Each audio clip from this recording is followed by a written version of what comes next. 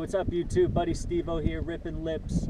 I wanted to do a brief segment on understanding two things that go hand in hand. Fish and forage, okay? In regards to fish, what I mean by this is the target species you're looking to attack on the water that day. What are they going to be doing location-wise? Where are they going to be located? How aggressively are they going to be feeding? And what are they going to be feeding on? This is dictated by things such as water temperature, water clarity, angle of the sun, time of year, and understanding the forage it will be feeding on, such as, is it going to be bait fish? Is it going to be crawfish?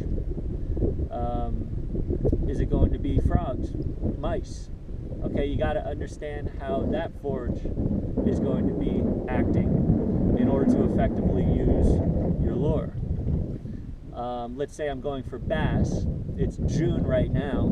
Water temperature's 62 degrees. Gin clear water here. And looking at about 11 o'clock. So pretty much what I'm looking, I know June, 62 degrees, these fish are in the spawn. Smallmouth are in the spawn right now. Sun's angled high in clear water. I'm gonna slow down my presentation. I'm probably gonna go with this jig here, pretty standard thing. And I wanna understand that this is mimicking a crawfish. Crawfish are going to be settling at the bottom. Okay, you go in your local tackle shop, you're looking at the back of the box, and it's telling you how to present your lure, what retrieve to use, all this. Forget about that. Understand what a crawfish is doing. It's going to be on bottom. It's going to be maybe, skittering about. Maybe I want, slight popping action I want to give it, because that is what a crawfish is going to be doing. Okay, you can swim these. I could almost mimic a bait fish with it. You can swim a jig, no problem, but I want to do it as natural as possible. So just think what a crawfish is going to be doing, common sense, and you will use the jig more effectively. Okay? Okay? I'm just pumping my rod. One thing I've learned over the years, if you give it a little extra, it'll trigger a strike that normally would not have been there. So maybe I want to work it along, give it a little extra, because at the end of the day, that little extra erratic action is going to take a neutral fish most of the time and give him that little trigger strike.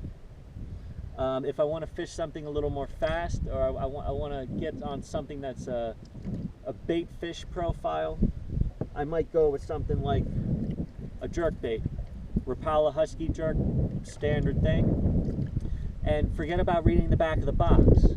If I understand that a bait fish dying on its last leg, injured, he's not going to be swimming perfectly.